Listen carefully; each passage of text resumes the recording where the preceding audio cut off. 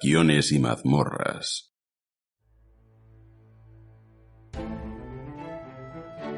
Bienvenidos al quinto programa de Taquiones y mazmorras. Acudimos a vuestro encuentro una quincena más con las pilas recargadas y ansiosos por compartir con vosotros y vosotras nuevos temas que nos han llamado la atención y esperamos que despierten vuestras ganas de saber más. Nuevos amigos se van sumando a esta cita de curiosos aventureros y no podemos dejar de agradeceros vuestro apoyo y buenas palabras. Nos parece increíble que se empiece a escuchar nuestra voz por otras partes de Europa, América Latina e incluso los Estados Unidos. Y por eso queremos enviaros un caluroso saludo desde estas tierras que esperamos sintáis como muy cercano. Muchas gracias, amigos. Para quienes descubrís hoy Taquiones y mazmorras, deciros que este es un podcast dedicado a la fantasía y la ciencia ficción desde el análisis y la opinión. Abordaremos algunos conceptos interesantes de temas conocidos, pero enfocándolos desde una perspectiva menos convencional, invitándoos a probar una fórmula que tiene mucho de diversión y un poquito de divulgación. Examinaremos las claves de la ficción y las analizaremos para entenderlas mejor, buscando sus conexiones con nuestra realidad. Para ello intentaremos daros siempre la mejor información a nuestro alcance, alternando nuestros programas más personales con entrevistas a grandes especialistas que podréis seguir en el canal de YouTube Taquiones y mazmorras vídeos, y os dejaremos también en nuestro blog y en la pestaña de la comunidad de ebooks. Pero acompañadme al puente y veamos qué tenemos en el programa de hoy. Tras un terrorífico repaso al survival horror, soltamos trapo para navegar en busca de nuevos desafíos. Aún con el miedo al cuerpo, pero felices de haber superado nuestro último reto, fijamos rumbo hacia el trópico de los prodigios, tierra de maravillas en que los avances médicos y tecnológicos han condenado al olvido las patas de palo, los parches y los garfios. Asombrosos y versátiles miembros biónicos permiten manipular con una destreza que casi iguala a la de sus predecesores orgánicos. Portentosos implantes recuperan sensaciones propias de los sentidos perdidos, y complejas intervenciones quirúrgicas unen cerebro y máquina mediante enlaces neuronales. Recuperamos nuestra sección Realidad versus Ficción para ponernos en situación y analizar estos maravillosos avances y cómo nos acercan a un prometedor mañana repleto de incógnitas. Y es que no podemos evitar hacernos preguntas como: ¿en qué consisten y cómo funcionan estos dispositivos? ¿Cuáles son sus aplicaciones? ¿Qué retos y peligros nos plantean estas nuevas tecnologías? Tras hallar algunas respuestas y nuevas preguntas, analizaremos hasta el tuétano este tema tan interesante con Darío, que regresa tras poner en marcha nuestro canal de YouTube. En el programa de hoy seremos uno con la máquina a través del portentoso enlace neuronal. Os habla el capitán Isra Macho y esto es Taquiones y mazmorras. Empezamos.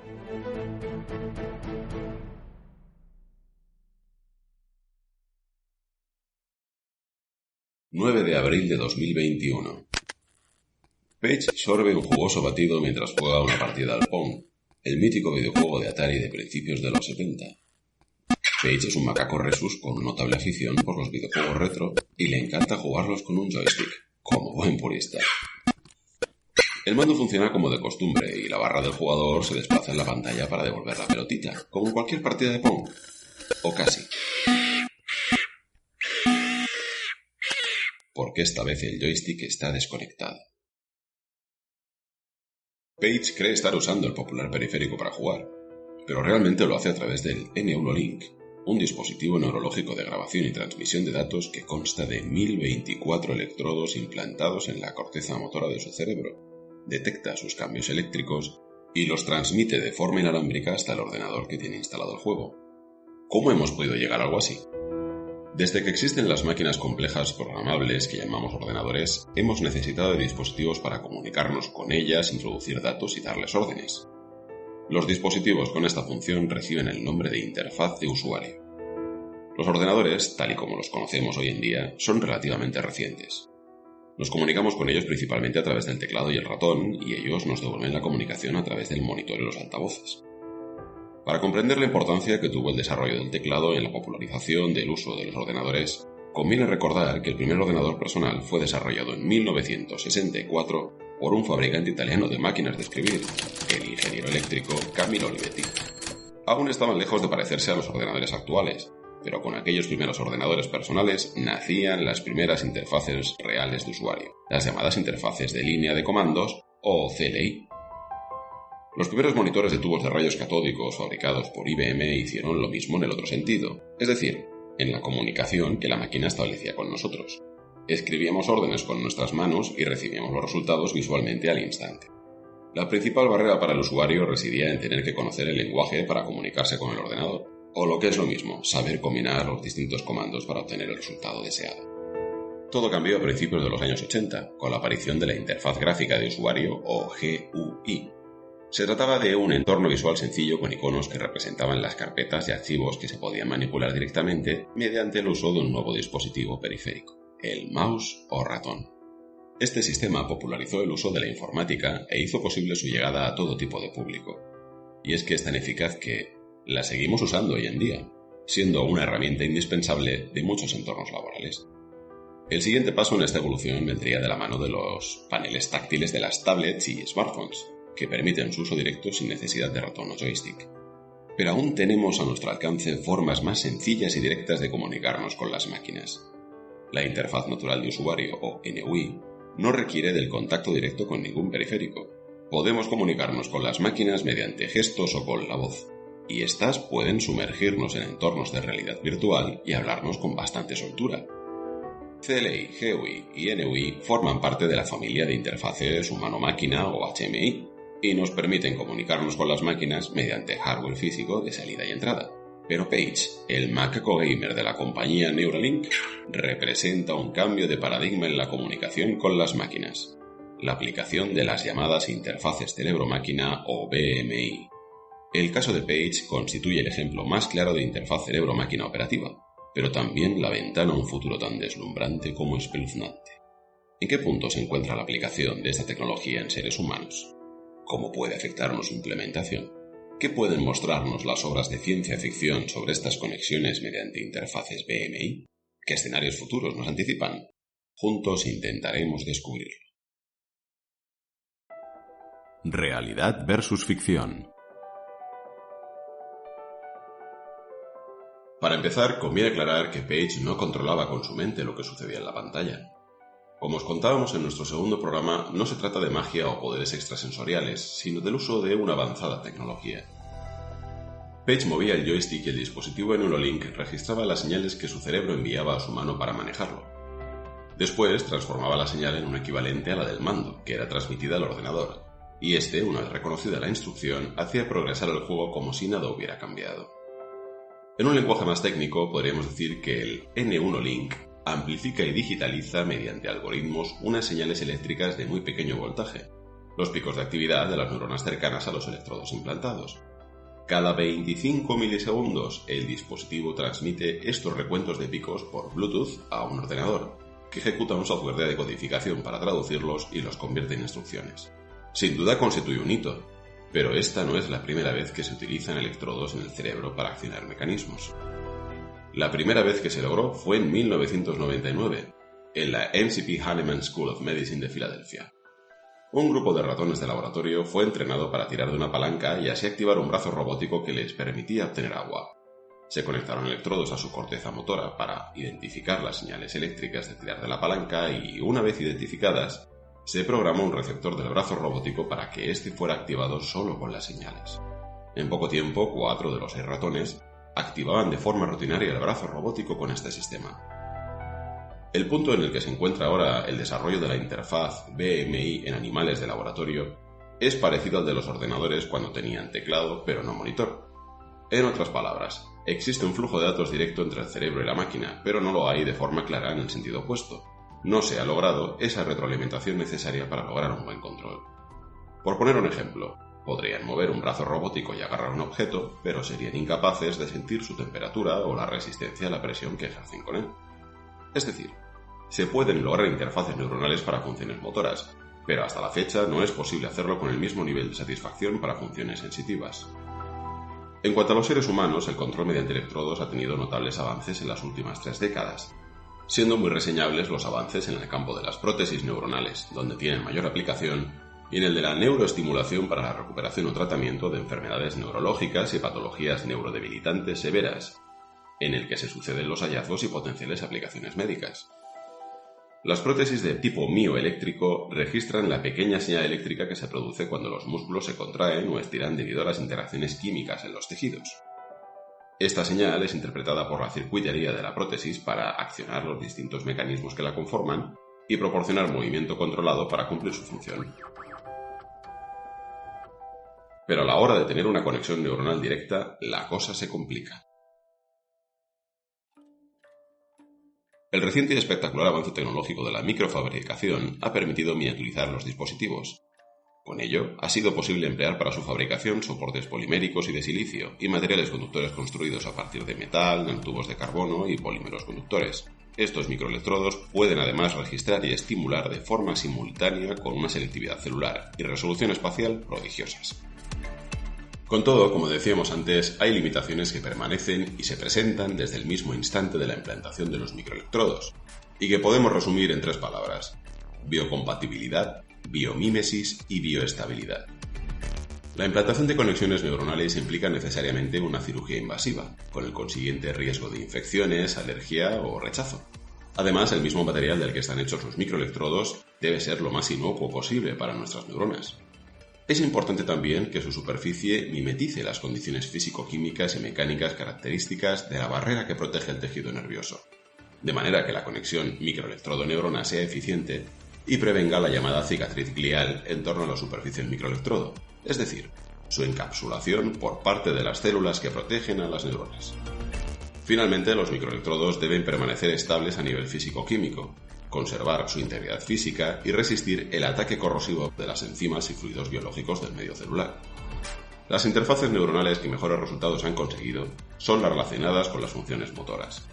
Funcionan de forma muy eficaz cuando se trata de transmitir señales corticales y periféricas para accionar mecanismos sencillos, como interruptores, reguladores de temperatura o el cambio de canales de un televisor, y respuestas sencillas de sí o no resultando demasiado útiles a nivel protésico, a menos que se haya perdido por completo las funciones motoras, claro. Un caso aparte es el de las de tipo mioeléctrico, que dan muy buenos resultados al no requerir cirugía craneal invasiva y son también más sencillas y económicas.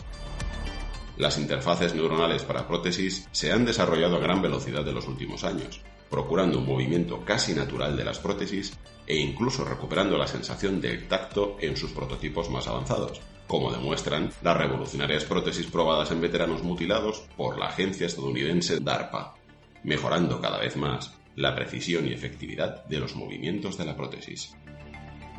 Aunque la mayor parte de las investigaciones han ido enfocadas hacia el control y manejo de máquinas, también se están desarrollando para la recepción sensorial de información de nuestro cerebro o para la estimulación artificial. Las interfaces neuronales para funciones sensitivas tienen como objetivo recuperar funciones sensitivas que están ausentes. Hay muchos avances en este tipo de interfaces. Buenos ejemplos son las prótesis de retina que permiten distinguir siluetas y el movimiento de objetos con cierta claridad en personas invidentes, y los implantes cocleares que pueden distinguir sonidos en personas sordas. Un desarrollo de este tipo de interfaces proporcionaría la retroalimentación necesaria para dar la ventaja definitiva a las prótesis basadas en interfaz neuronal respecto a las mioeléctricas. Un tercer tipo de funcionalidad sería la referente a la estimulación funcional, que es parecida a la sensitiva, pero sin que intervengan receptores cognitivos. Un ejemplo sería la estimulación cerebral profunda, o DBS, en la cual se suministran impulsos en regiones específicas del cerebro mediante la implantación de electrodos conectados a un generador de pulsos. Esta técnica produce una beneficiosa respuesta neuroquímica que alivia los síntomas de un gran número de disfunciones neurológicas asociadas a patologías como el Parkinson, la epilepsia o el dolor crónico, obteniendo mejores resultados con menos efectos secundarios que tratamientos anteriores a la DBS. Además, también ha demostrado validez terapéutica para el tratamiento de algunos desórdenes psiquiátricos como el trastorno obsesivo-compulsivo o la depresión refractaria. Otra técnica prometedora es la de estimulación de la médula espinal o SCS, para el alivio del dolor de angina de pecho, dolores crónicos y para casos de isquemia arterial periférica. Este tipo de tratamientos están en continuo desarrollo y van implementándose nuevas aplicaciones para distintos trastornos y patologías que, sin embargo, requieren aún de mayor nivel de análisis, experimentación y estudio. En este sentido, cabe destacar el progreso de la ingeniería de cultivo de tejidos 3D, que permite trabajar in vitro, reduciendo notablemente los experimentos necesarios in vivo y ex vivo con animales. Como podéis ver, nos queda muy lejos aquello que hemos visto en películas como Matrix, donde un puerto en la nuca nos conecta a una realidad virtual casi indistinguible de la auténtica. Pero se están construyendo los cimientos. Hasta el tuétano. Muy buenas, Darío, ¿cómo estamos? Muy buenas, Sirra, pues con muchas ganas aquí de volver a charlar contigo. Además, el tema de hoy está muy interesante, ¿eh? Pues sí, la verdad que esta cosa de los enlaces neuronales promete y mucho, así que vamos con ello. ¡Al lío! Venga. Pues qué decir, mi primer recuerdo de implantes con conexión neuronal es de los años 80, con la serie de los dibujos animados Las aventuras de los Guardianes de la Galaxia, los Galaxy Rangers. La conexión neuronal es, de todas maneras, un recurso muy habitual en la ciencia ficción, tanto a nivel ambiental como para el desarrollo de la trama, ¿no crees, Darío? Pues sí, la verdad es que es un recurso pues que está prácticamente omnipresente, ¿no? Cada vez que se habla de un futuro relativamente cercano y muy tecnológico, pero vamos, que además si sumamos lo que nos has estado contando antes, encima parece que es algo inminente. Es algo muy explotado, ¿no? En todas las obras con una temática, pues, como tipo Cyberpunk, por ejemplo. Ya te digo. Bueno, es que solo con Neuromante y las obras en las que influyó tenemos para otro programa. Siempre está el clásico hacker que se conecta a la red con sus implantes y se mueve por ella como si estuviera físicamente allí, como Doc Hartford en los Galaxy Rangers, los Guardianes de la Galaxia que comentaba antes. También aparece en juegos de rol de futuro distópico, como Shadowrun y Cyberpunk 2020.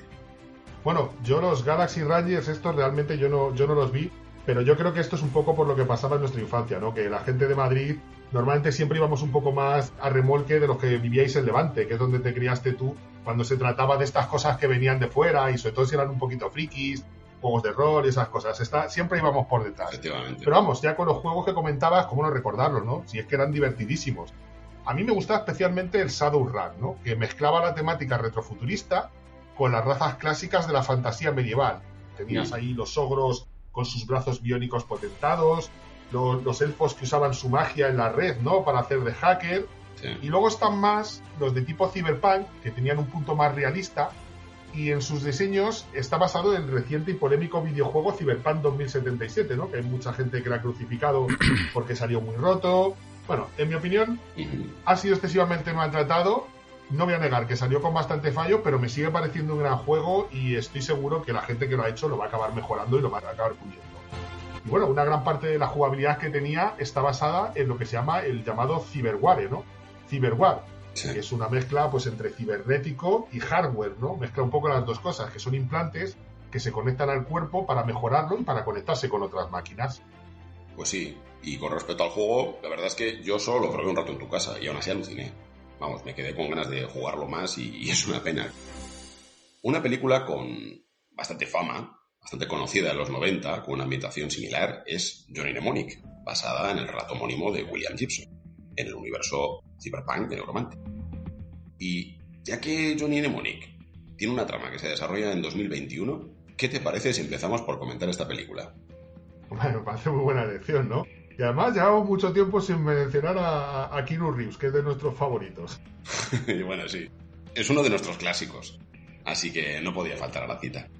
Su personaje, Johnny, tiene un implante que le permite conectarse a un ordenador directamente con su cerebro. No vamos a desvelar la trama por si alguno todavía no lo habéis visto, pero sí podemos decir que Johnny trabaja como mensajero mnemónico. Es decir, lleva de un sitio a otro información guardada en su memoria mediante un implante. Así es, Irra. Él es básicamente un correo, un mensajero de los que utilizan las grandes megacorporaciones, ¿no? Que son tan clásicas en la temática cyberpunk, que da rienda suelta a todas estas teorías de la conspiración de grandes empresas que dominan el mundo, y los usan para llevar información confidencial con seguridad, ya que la única forma que hay de extraer esa información es con determinados códigos visuales, unos vídeos que tiene que ver él en sus ojos y que se tienen que procesar en su cerebro. Al contrario de lo que pasa con un soporte físico, por mucho que atrapen al mensajero, no hay forma de desencriptar lo que valga sin esos códigos y sin que lo haga su propio cerebro. Pues sí, y además en este mundo presentan los implantes como algo muy común, muy frecuente. Y esto, aunque terminan causando problemas a gran parte de la población que los utiliza, especialmente una enfermedad que llaman el temblor negro y que la sufren las personas que abusan de este tipo de conexiones. Sí, así es. Y además forma parte fundamental de la trama, la enfermedad esa. No me parece nada descabellado pensar que unas alteraciones de tanto calibre pues pueden provocar la aparición de nuevas patologías. Yo imagino el comienzo de un mundo así muy parecido a lo que estamos viendo de Neuralink, ¿no? Al principio se orienta al tema de las prótesis y, bueno, cuando la tecnología está asentada e incluso se abarata, se empieza a aplicar a la industria, al ocio. Un implante de memoria. Imagínate, tío. Adiós a los tediosos exámenes de memorizar. Se acabaron. Bueno, a nosotros esto nos llega tarde de arriba, así que no te emociones. No puedo evitarlo. Vamos, sí, era una broma. A mí la verdad es que me preocupa seriamente que una tecnología así pueda no ser una elección voluntaria. Y sobre todo pienso en la discriminación, ¿no? En la aparición de una clase social mejorada con ese ciberware frente a los demás. Pues sí, y es que además podría disfrazarse de elección voluntaria, aunque no lo sea. Pues mira, creo que sé más o menos a lo que te refieres. Desarrolla un poco la idea, que yo creo que por ahí podemos hablar bastante. Vale, pues verás, yo pienso que podría ser un motivo de exclusión laboral, exclusión económica o social. Vaya, al final las tres están relacionadas, ¿no? Imagínate que un puerto neuronal es necesario para poder manejar determinado tipo de maquinaria o para desarrollar un trabajo cualificado de forma eficiente. Si se convierte en algo estándar, las personas que no tuvieran instalado uno solo podrían acceder a los trabajos que nadie quiere, convirtiéndose además en parias por no participar de esa mejora común. Pues sí, la verdad es que a ese tipo de cosas me refería con la discriminación, sí. Y seguro que además sería un implante muy caro que solo unos pocos podrían permitirse. Esto los elevaría por encima del resto en una especie de casta privilegiada. Si hilamos muy fino, imagínate que requiere de determinado perfil genético para su uso. Esto directamente nos llevaría a una dinastía de especialistas o humanos mejorados que terminarían por desplazar a los que no han recibido estos implantes. Y eso es algo muy parecido a lo que ya vaticinaba Stephen Hawking, que podría pasar con las mejoras por ingeniería genética. Claro que desde el punto de vista de la cibernética, claro. De todas maneras, aunque los enlaces neuronales no fueran privativos de unos pocos millonarios, probablemente requerirían gran cantidad de recursos médicos, encareciendo la cobertura sanitaria y la ciencia médica. Y no va el mundo precisamente sobrado de médicos. Pues no, desde luego que no vamos sobrado, ¿no? Con la situación que estamos viviendo además ahora, con lo de la pandemia del COVID, ha quedado más que claro. Ya te digo. Yo incluso, fíjate que me lo planteo a más largo plazo, ¿no? Estoy terminando la saga de Amanecer Rojo, de Pierce Brown, que creo que ya la he comentado en algún programa anterior. Sí. Y el fundamento concreto de los libros es el conflicto que surge entre distintas castas de humanos, que han sido mejorados durante generaciones para los trabajos que tienen que realizar. En un principio con una excusa razonable, pero claro, una vez que unos tienen el poder... Vamos, que todo esto que comentamos me parecen las condiciones ideales, el caldo de cultivo para que se acabara engendrando un mundo así, con humanos tan diferentes que parecen incluso distintas especies, y donde una parte acabe siendo la dominante y otra la dominada. Es algo parecido también a lo que veíamos en Gattaca, pero bueno, esos son temas de genética y creo que empiezo a desviarme demasiado. Bueno, igual un poco sí, pero ya ves que yo tampoco he podido evitar de mencionarlo antes, ¿no? Sí, es que es un conflicto parecido, sí. Y es que la cibernética tiene mucho que ver con el transhumanismo, donde también tendríamos que considerar otros aspectos. Y hay muchos, pero muchos ejemplos en la ciencia ficción. Vamos, seguro que si me pongo a hablar un rato de Warhammer 40.000, de rato pasamos a 1 hora. ¿Os parece un tema interesante, amigos? Si es así, agradeceremos vuestros likes y cualquier comentario que queráis hacernos llegar al finalizar este programa. Muchas gracias. Pero bueno, volviendo al enlace neuronal, imagínate que, además, estos implantes solo pudieran instalarse durante la niñez, Darío. No solo te los pondrían sin tu consentimiento, sino que además, siendo adulto, no tendrías capacidad de elegir.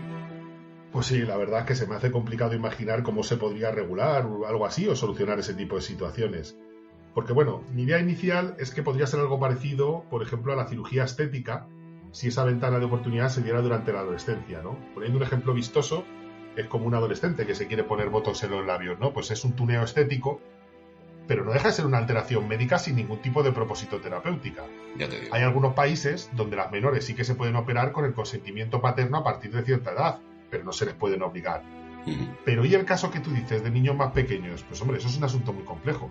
Si tuviera yo que elegir entre ponérselo a mi hijo pequeño o que más adelante él no pueda, y si encima llevarlo significara acceder a trabajos con más proyección y oportunidades en la vida, pues quizás se los pondría. La verdad es que me alegro de no tener que estar en esa situación, ¿eh? Bueno, y no me extraña porque menudo papelón, la verdad. Vamos a ver otra faceta de esta tecnología. En algunas obras de ciencia ficción, este puerto neuronal viene a ser una evolución de la realidad virtual que conocemos actualmente. En la realidad virtual se mandan imágenes directamente a los ojos y se cubren manos y otras zonas del cuerpo de sistemas que registran nuestro movimiento. Eso permite que te desenvuelvas en un entorno virtual con naturalidad. Pues sí, básicamente serían las Natural User Interface, que son las NUI que nos has estado comentando antes. Eso es. En muchas obras de ciencia ficción este sistema ha evolucionado y en lugar de mandarte las sensaciones a los sentidos, lo hace directamente al cerebro. Si te parece bien, vamos a comentar aquí la película que posiblemente sea el ejemplo más famoso de esta temática. Por cierto, tiene su principal influencia en... ¿Adivináis qué novela? Pues sí, efectivamente, Neuromante. La película a la que me refiero, Darío, es Matrix, de las hermanas Wachowski. Bueno, y sí, que sea Matrix, ¿eh? Limitémonos a la primera entrega de la saga, por favor. A ver, las dos siguientes están entretenidas, pero es que no hay color. Sí. Para lo que vamos a hablar, yo creo que nos basta con mencionar la primera. En Matrix, qué maravilla de banda sonora, por cierto, los humanos tienen puerto a un enlace neuronal en la nuca. Cuando se conectan a la realidad virtual con este puerto, bueno, allí la llaman Matrix, sus ojos dejan de ver, sus oídos dejan de oír. Todas las sensaciones que perciben son proporcionadas directamente al cerebro mediante el enlace que tienen conectado. A su vez, todas las órdenes de su cerebro, a sus extremidades, no llegan a donde tienen que llegar, sino al ordenador al que se conecta. Pues sí, y hombre, la verdad es que también se conectan a realidad virtual, no solo a Matrix, porque tienen los programas estos de entrenamiento. No sé si te acuerdas cómo aprende Neo Kung Fu ahí, se gira ahí y de repente abre los ojos, ya sé Kung Fu, ya sé manejar un helicóptero. Sí. Eso molaría, ¿eh? Eso concretamente, sí. Esa parte me gustaría. Bueno, el rollo tal como lo plantean es como conectar directamente el cerebro a la máquina y desconectar el cuerpo entero, salvo lo relativo a lo que son las funciones vitales, como el latir del corazón, el respirar. Algo parecido a cuando estás soñando, ¿no? Tal cual. La simulación es tan realista que resulta indistinguible del mundo real, y la película la aprovecha para plantar al protagonista, nuestro querido Keanu Reeves, dentro de un moderno mito de la caverna. Aquel de Platón en el que alguien veía solo las sombras de la realidad y descubría que había un mundo, el real, que desconocía. Pues sí, además eso se escenifica muy bien en la escena en que Morfeo le ofrece a Neo tomar la pastilla azul o la roja. Una escena que yo creo que ha pasado incluso a ser un icono de nuestra generación, ¿no? Puedes tomarte la pastilla azul y olvidar la dura realidad que has empezado a conocer, o tomar la roja y ver la verdad por dolorosa que sea. Personalmente yo siempre he pensado que elegiría la roja, ¿no? Que preferiría saber la verdad, pero no sé, no pongo la mano en el fuego ya a estas alturas, ¿eh? Desde luego no es una elección sencilla, la verdad. Si ya eres feliz en el mundo virtual, ¿para qué querrás salir a un durísimo mundo real pudiendo olvidar que existe? Ya ves. Podría ser un peligro de este tipo de tecnología, el enganche que puede generar en la población frente a la batalla que hay que dar en el mundo real. En Matrix, Neo adquiere una serie de habilidades absolutamente asombrosas, como ya habías comentado tú antes, ¿no? Esto de que ahora me doy la vuelta y ya sé Kung Fu. De hecho, me puse a enumerarlas y es una barbaridad. El tío adquiere dominio de las artes marciales y de las armas de fuego, unos reflejos, fuerza, resistencia y velocidad es un superhéroe. Pero es que además tiene telequinesis, vamos, es de locos. Tú imagínate un Fortnite tan inmersivo y realista en el que además fueras invencible. Vamos, que mucha gente estaría enganchada días en lugar de horas. Pues no sé yo qué decirte, porque en los juegos el farmeo para conseguir subir de nivel también es parte del enganche. Pero sí, la verdad es que sí. Un buen ejemplo además de este tipo de situaciones que cuentas es la película Días Extraños, que la dirigió Kathryn Bigelow, que es la mujer de James Cameron, al que me imagino que iremos en un rato, ¿no? Porque sí. Tiene una película que tiene mucho que ver con todo esto, y que fue protagonizada por Ralph Fiennes en 1995. Pues sí, ya llegaremos a James Cameron. No, esta película de Días Extraños no la conozco. Cuéntanos un poco sobre ella, Darío. Bueno, el caso es que en esta película la gente tiene un enlace neuronal que les permite grabar lo que ven y lo que sienten y pasárselo a otra persona para que a través de su enlace puedan ver y sentir como si lo hubieran grabado ellos mismos. Vale, esto sería un enlace de funciones sensitivas, ¿no? Conforme a los tipos que hemos descrito antes. Así es, tal cual. Sería un enlace de funciones sensitivas. Tú te lo enchufas y no tienes ningún control sobre lo que ves y sientes. Como si estuvieras dentro de otra persona mientras hace algo. Uh-huh. En el videojuego Cyberpunk 2077, por ejemplo, hay un dispositivo con ese mismo funcionamiento y las grabaciones reciben el nombre de neurodanzas, así que voy a intentar usar un poco ese nombre para hablar de la película. Vale. No me quiero desviar. Ralph Fiennes interpreta a un detective que tiene que investigar a un delincuente que graba y distribuye snuff movies en formato de neurodanza. Y es que imagínate las implicaciones, ¿eh? Hay grabaciones de violaciones y de asesinatos, y para poder perseguir al que las graba y vende, tiene que ponérselas él. Está obligado a sentir lo mismo que un asesino, lo mismo que un violador. Imagínate, se pone el cacharro y se siente en la piel de un asesino disfrutando de matar a alguien. Siente ese disfrute. Wow. Y no puede negarse a hacerlo, porque está grabado y no elige las acciones. Es terrible. Imagínate que de verdad empiezas a disfrutarlo. No sé, no quiero ni pensarlo. Fue una película que a mí personalmente me impactó muchísimo y no sé cómo no fue un poquito más conocida. Bueno, a mí se me está poniendo la piel de gallina con lo que estás contando, probablemente porque no es para todos los públicos. No me extraña, vamos, que menuda peli más durita, ¿no? Pues sí, la verdad. Esta no es apta para niños ni siquiera para personas sensibles. Pero ya hablando de lo que estamos hablando, si logramos ese nivel tecnológico, no es descabellado pensar que pueda aparecer una industria clandestina de este tipo.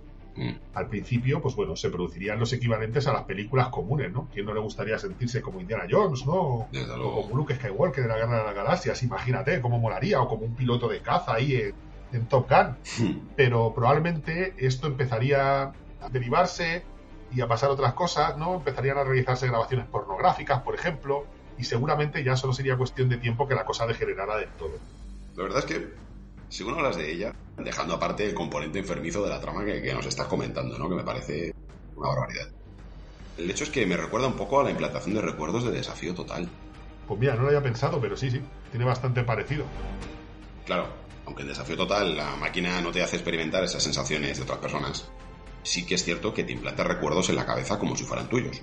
Algo que, en cierto modo, podría plantear el mismo tipo de problema. ¿Qué pasa si te implantan recuerdos en los que has violado o asesinado?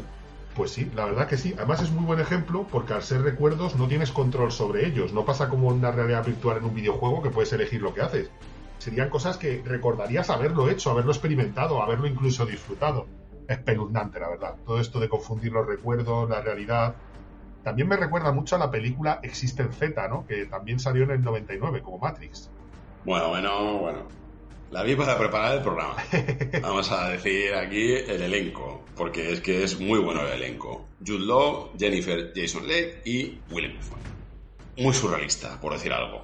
Una trama con pistolas de dientes, saltos de realidad, en la que además los protagonistas se relacionan con una especie de pejesapo sin dientes con cordón umbilical. Vamos, menuda marranada. Sí, es una marranada, ¿eh? Pero la verdad es que a mí me gusta también que tengan un poquito...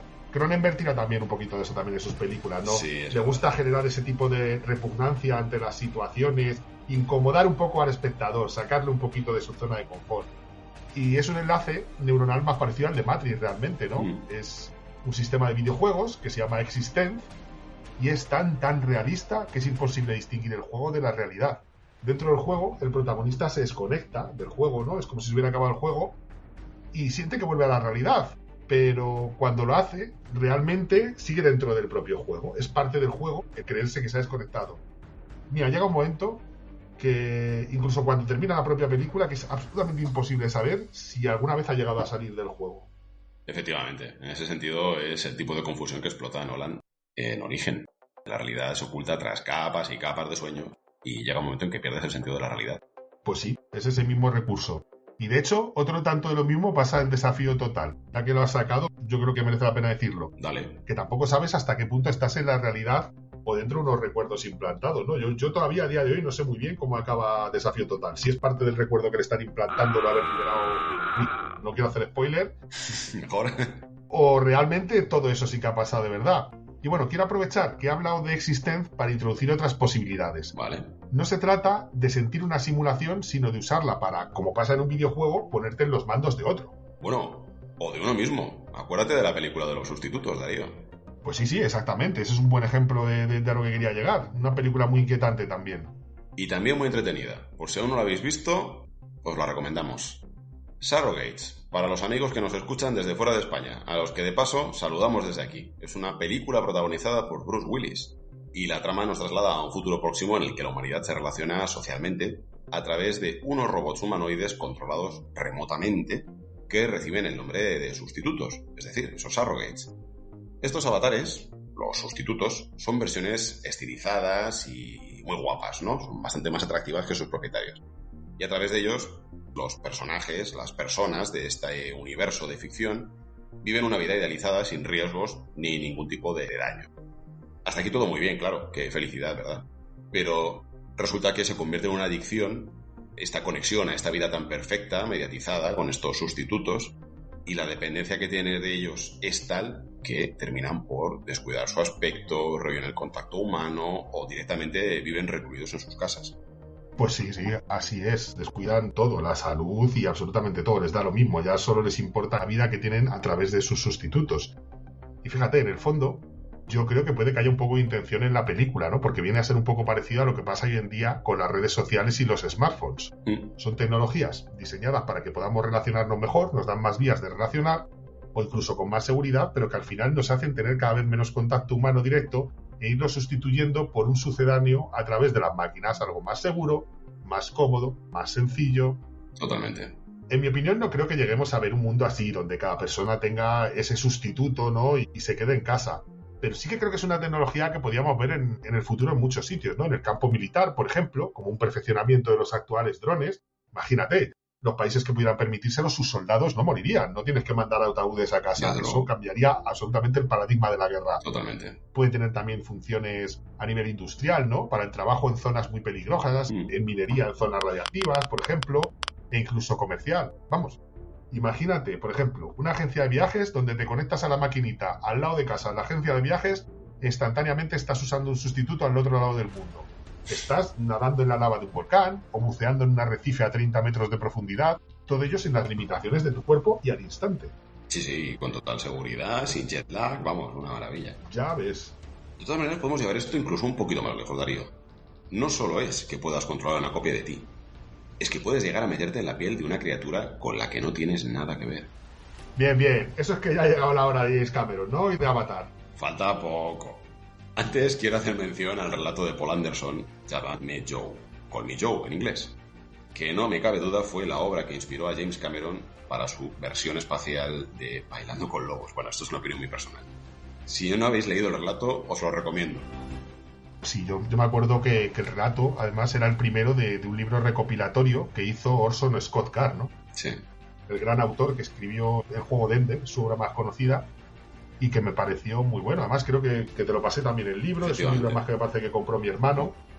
Pero mira, ya te voy a dar también la opinión personal sobre lo que has dicho Bailando con Lobos, porque yo, por ejemplo, no lo veo tanto parecido, ¿eh? O sea, vamos a ver, lo que le pasa a Kevin Costner ahí es algo puramente accidental. O sea, él hace amistad con los Sioux independientemente de su misión, que es ir a tomar el cargo de un puesto que ha desaparecido y el tío se queda solo ahí en el sitio del puesto, empieza a hacerse amigo de un lobo y tal, tiene su gracia. Sí. Pero en Avatar, el prota, Jake Sully, es enviado directamente con la misión de ser aceptado por los Na'vi como enlace diplomático. No sé, o sea, si por ejemplo en Bailando con Lobos, el mayor este que le envía hubiese vestido de Sioux al protagonista para establecer las relaciones con ellos, quizás me lo parecería un poquito más, pero yo creo que tiene suficiente identidad por sí misma y que el parecido, pues hombre, es básicamente el que puede tener, por ejemplo, con Un hombre llamado Caballo, ¿no? Que es una película bastante anterior. Además, recuerdo que cuando se estrenó, y no sé si es porque es James Cameron y hace un cine muy comercial a veces, hubo muchas voces entre la crítica hablando de que era un refrito de cosas que ya se había visto antes y tal, que es una opinión que yo nunca conseguiré entender, como si hubiese películas hoy en día de las que no se pudiera decir lo mismo respecto a la literatura que les precede, por ejemplo. Pero bueno, mira, como tú dices, estos son opiniones personales y yo creo que ya depende del juicio de cada uno. Vamos a volver con Llamadme Joe y haznos un pequeño recordatorio, que yo no la tengo tan fresco y yo creo que tú la has leído hace menos tiempo. Bueno, sí que hace ya algún tiempo, pero la verdad es que me impactó bastante este relato en concreto y por eso es que lo tengo tan fresco. Y bueno, estoy de acuerdo contigo. Refrito, a ver. Pero bueno, volvamos al resumen de Llamadme Joe. La humanidad ha sido capaz de crear una forma de vida inteligente, poderosa y resistente a las condiciones extremas de la atmósfera de Júpiter. Una especie de centauros azules a los que llaman jovianos. Y hay una base de investigación de nombre Júpiter 5 en la que Edward Anglesey, un hombre paralítico con habilidades telepáticas, participa en un experimento que consiste en guiar a estos seres inteligentes a la construcción de una nueva civilización, algo que hacen mediante el control mental, y gracias a unos dispositivos que llaman osciloscopios, los cuales permiten proyectar la mente del controlador humano sobre los jovianos. Gracias a sus habilidades, Edward es capaz de fundir su mente con la de uno de estos enérgicos y libres centauros inteligentes, al que llaman Joe, viviendo a través de él lo que su maltrecho cuerpo le impide. Pero claro, algo falla en los osciloscopios y envían a Júpiter 5 a un técnico a repararlos. Por aquí ya se ven algunos paralelismos. De todas maneras, deciros que el final es espectacular, así que no os voy a decir más. Pues sí, Irra, la verdad es que el parecido es más que evidente, ¿no? Y yo estoy seguro, además, que no somos los únicos que pensamos que hay una inspiración directa. Porque lo que vive Jake Sully en Avatar es muy parecido a lo que experimenta Anglesey en el relato. Ya te lo... Lisiado, solo, con pocos alicientes en su vida entre los humanos, descubre de repente que puede formar parte de un nuevo mundo emocionante a través de esa conexión. Efectivamente. Lo disfruta tanto que cada vez le resulta más duro y más difícil volver a su vida original. No es un mundo virtual como el de Matrix, pero nos encontramos otra vez con el dilema de la pastilla azul o la pastilla roja, ¿no? Pues así es, solo que en este caso Cameron le ha dado la vuelta al dilema. Mientras que en Matrix el protagonista desconocía el mundo real donde estaba conectado a la máquina y vivía en el entorno irreal de la pastilla azul, aquí el protagonista viene de un mundo real que aborrece y descubre que es feliz en el artificial que le ofrece la pastilla azul.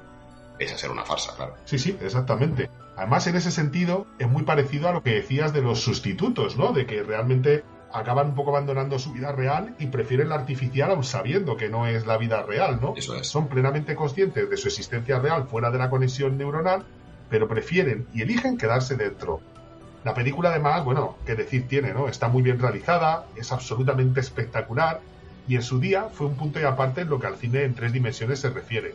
Había llovido mucho desde la última vez que los espectadores se ponían unas gafas especiales, ¿no? Estas de 2 colores, Sí. y disfrutaban de imágenes que parecían salirse de la pantalla. Y si encima añades una historia épica contada con el talento de Cameron, pues es que es normal que triunfara tanto. Efectivamente, Darío. Avatar es una superproducción espectacular. De hecho, bueno, yo ya tengo ganas de ver la secuela que se estrena el año que viene. Pandora me parece que se llama, ¿no, Darío? Pues algo así creo que se está comentando, pero bueno, yo hasta que no vea un teaser no me creo nada, ¿eh? Sí.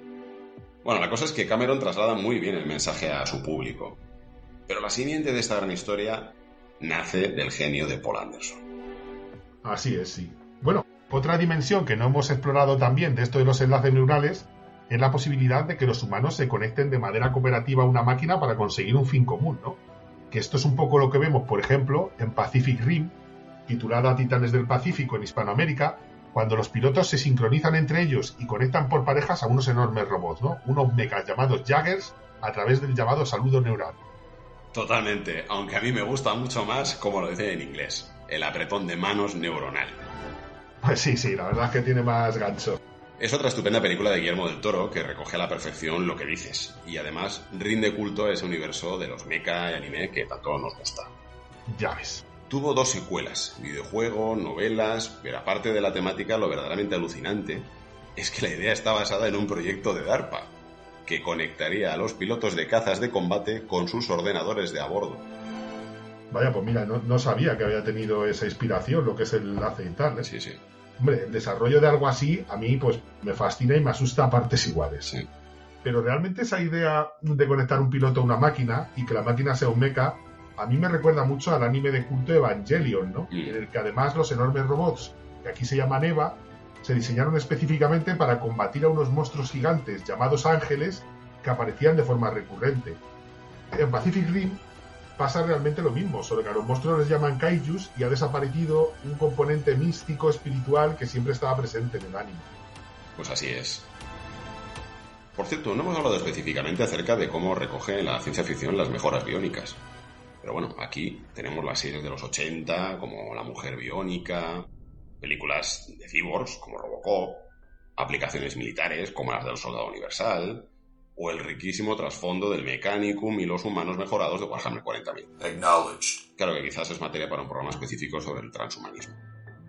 Si te parece bien, yo creo que podemos dejarlo aquí por hoy, Darío. Pues sí, yo creo que por hoy hemos desarrollado bastante el tema y sin duda además el transhumanismo merecería una dedicación exclusiva otro día y hoy no le vamos a hacer justicia. Muy bien. Toca hacer balance de nuestro 5º programa, el enlace neuronal, en el que hemos intentado contestar aquellas preguntas que nos hacíamos al empezar y os hemos contado cómo funcionan estos dispositivos, sus aplicaciones más prometedoras y el impacto que podrían tener tras su generalización en nuestra sociedad. Sin duda, la llegada de potenciales nuevas capacidades propias de lo que la ciencia ficción ha llamado tradicionalmente humanos mejorados supondrá un reto desde muchos puntos de vista. Esperamos que hayáis pasado un buen rato con nosotros y os animamos a darnos vuestra opinión sobre el programa de hoy para seguir mejorando y ofreceros lo mejor de Taquiones y Mazmorras. Nos encantará conectarnos a vuestra matriz sensorial y dar respuesta a cualquier duda, pregunta, aportación, comentario, sugerencia o crítica que nos queráis hacer llegar. Desde el buen rollo, si a ser posible las críticas, pero desde el buen rollo, por favor. Eso es. En cualquier caso, pues os damos las gracias por adelantado. Como sabéis, y si no, os lo recordamos, Podéis contactarnos escribiendo a taquionesimazmorras@gmail.com, en el muro del podcast, o en las redes sociales, donde podréis encontrarnos en Twitter, @taquionesimaz, y Facebook, Taquiones y Mazmorras, o siguiendo nuestro blog, taquionesimazmorras.blogspot.com, donde encontraréis una pequeña reseña de cada programa, documentación adicional, lo expuesto aquí y enlaces a las charlas del canal de YouTube, como la del gran astrofísico y descubridor de exoplanetas, Guillem Anglada Escudé. Oye, qué majo Guillem, ¿eh? Sí, sí. Por favor, tenéis que ver esa entrevista porque os va a encantar, y si no, dentro de poco la vais a poder escuchar en el podcast. Merece muchísimo la pena, ¿eh? Es una persona increíble. Un verdadero lujazo, y no podemos dejar de dar las gracias porque fue una experiencia increíble, de verdad. Ojalá que pronto nos podamos tomar aquellas cañas de las que hablaba. Estamos trabajando en la edición de esa entrevista, charla, realmente nosotros la consideramos una charla, y la idea es cortarla en 3 trozos, porque al final fue una charlita de 2 horas casi. Entonces pensamos que quizás para verla de tirón en YouTube sea más agradable, especialmente para quienes tenéis pasión por el tema en el que está especializado Guillem, pero para su escucha en podcast a lo mejor no todo el mundo lo disfruta igual. Así que vamos a hacer 3 cortes, por eso tardaremos un poquito más en colgarlo. Vamos a ir despidiéndonos por hoy, agradeciendo como siempre a Darío su participación en este podcast. Gracias, amigo. Nada, hombre, un placer, Isra. Ya ves, yo encantado siempre de venir aquí contigo a charlar de estos temas. Es un auténtico privilegio. Gracias. Y muchas gracias a vosotros y vosotras por habernos acompañado en esta aventura. Volveremos con más claves e historias interesantes en el próximo programa para hablaros de vampiros. Antes, tal y como prometimos y os recordábamos ahora, publicaremos los cortes de nuestra charla con Guillem Anglada Escudé, que esperamos disfrutéis tanto como nosotros. Que el tiempo vuele, tengáis una quincena fantástica y seáis muy felices. Gracias.